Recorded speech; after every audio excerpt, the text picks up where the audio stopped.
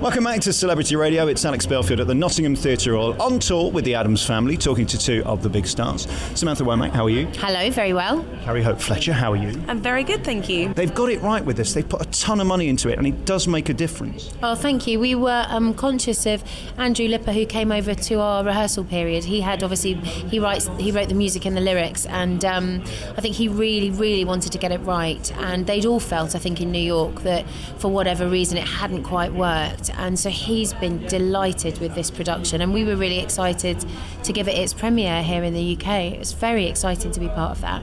This is nonsense, let's face it. It's the kind of show we need right now. You come in and you laugh, and you get some great Broadway hits, and then you get silly gags, and then you go off and marry the moon. It's a bit of nonsense, but it's a lovely bit of nonsense.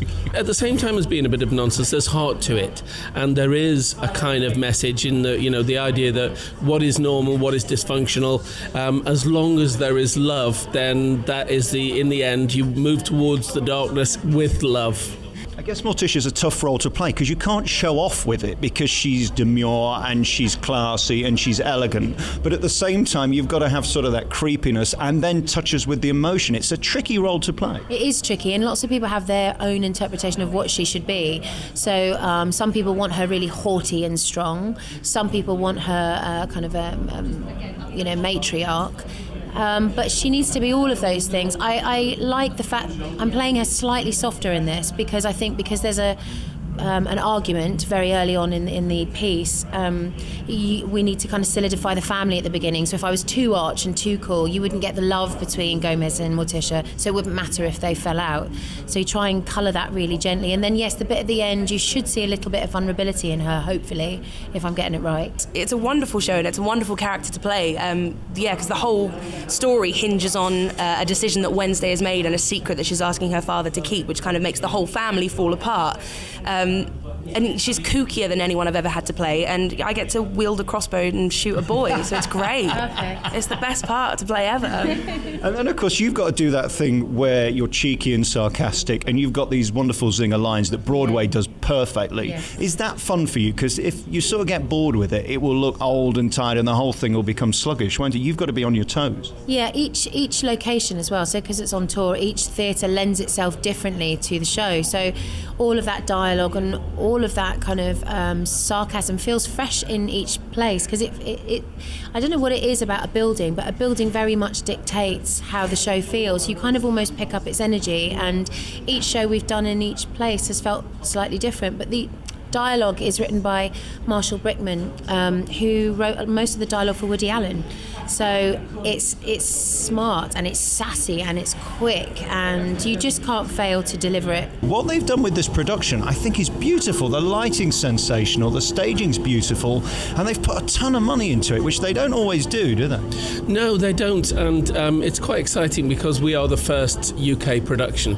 And I think Matthew White, who I worked with on my last job, is an amazing director, and he's assembled with Andrew Lipper an incredible cast here. And I think a lot of people who said they saw Broadway said that the kind of love didn't come across.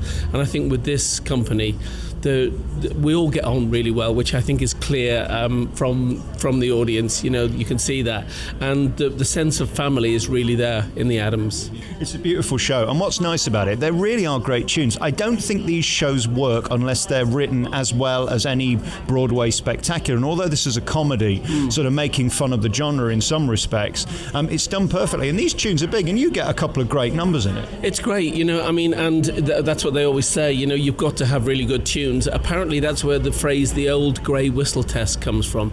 The idea that if the guy on the stage door was whistling the tunes during rehearsals, it had passed the old grey whistle test. Wow. And that's what we have here. We have tunes that work and the people will go out and remember. And yeah, I have a lovely song, "The Moon and Me," which is just, Uncle Fester falls in love with the moon. So I have this beautiful love song to the moon. And then here we are doing 8 shows a week in the Addams Family. When the phone rang and you got this part, because it is iconic and it could be done very badly if it was sort of misplaced. I love your voice in this, because you've got to go quite high, haven't you? I do have to go quite high. I joke that I've gone from Mavis and I've just added an American accent and just gone up the register, and there's Fester. So he's great to play, and that high pitch is fun, and I can get there. And you're right, you can get it, dramatically wrong, because everybody has their own idea. Jackie Coogan originally in the 60s, and then of course Christopher Lloyd, quite a different Fester to Jackie Coogan. I wanted to create my own version, and luckily the fact that we are the first production in the UK, I didn't have to follow somebody in who'd already built that part up. So I made him childlike and high-pitched. And he's got a sort of look of Wicked at times in this, which is no bad thing.